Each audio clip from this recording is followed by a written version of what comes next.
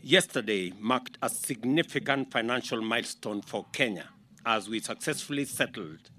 the buyback of a substantial part of the US dollars 2 billion 2014 Euro bonds that were scheduled to mature on the 24th of June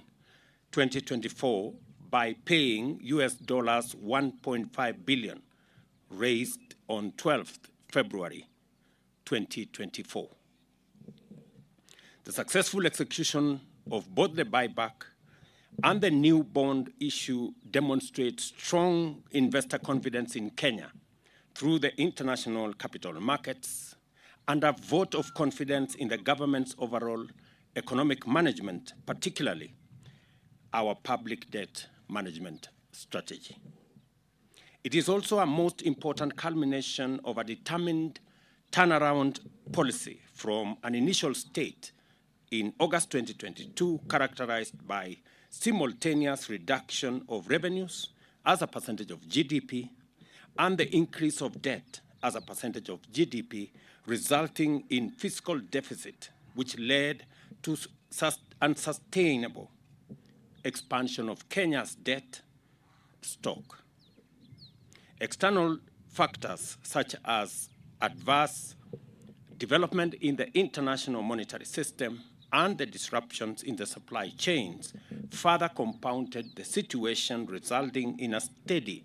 weakening of the Kenya shilling. Upon assuming office, we committed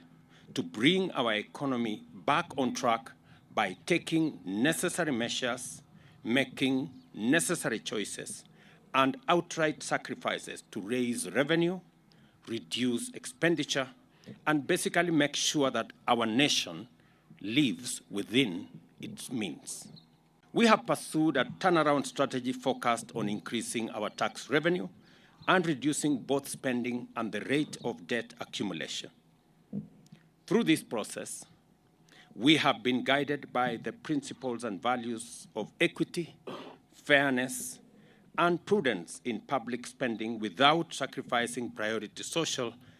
and development spending. In the interest of sound debt management, we have implemented a combination of strategies,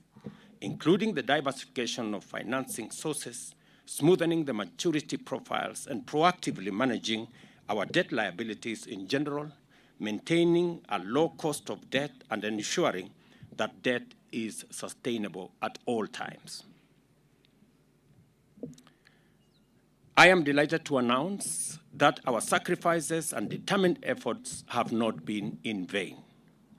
As a consequence of our commitment to sound debt management strategy, fiscal and general economic management policies, and the tightening of our monetary policy by the Central Bank of Kenya, investor confidence has been significantly enhanced, resulting in the appreciation of the Kenya shilling against the US dollar from an average of 162 shillings to an average of 142 shillings at the moment. In turn, this has reduced our overall debt by Kenya shillings 722 billion and also reduced our debt service costs by Kenya shillings 195 billion over the next years, saving the country a total of almost $1 trillion Kenya shillings. Additional indicators of rising confidence include the performance of the recent issue of the Eurobond, the infrastructure bond, and increased liquidity in the market. As a result of robust measures to enforce fiscal discipline and implement prudent debt management, the successful turnaround has pulled Kenya away from the brink of debt distress, put our finances in good working order,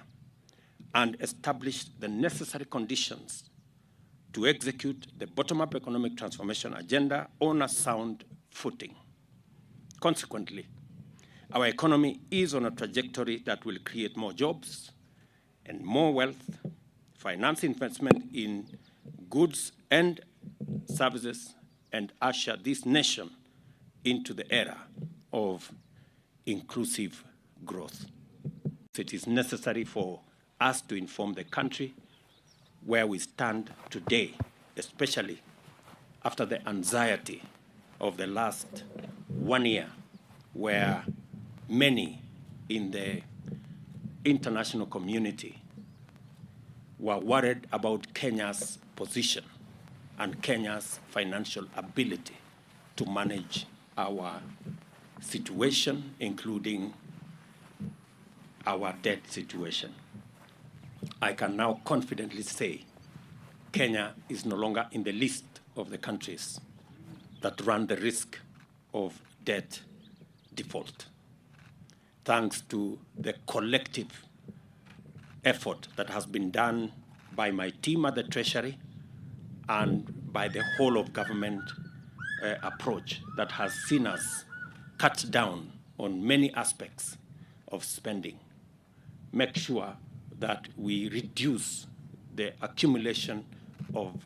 expensive debt, and put the country on a trajectory of living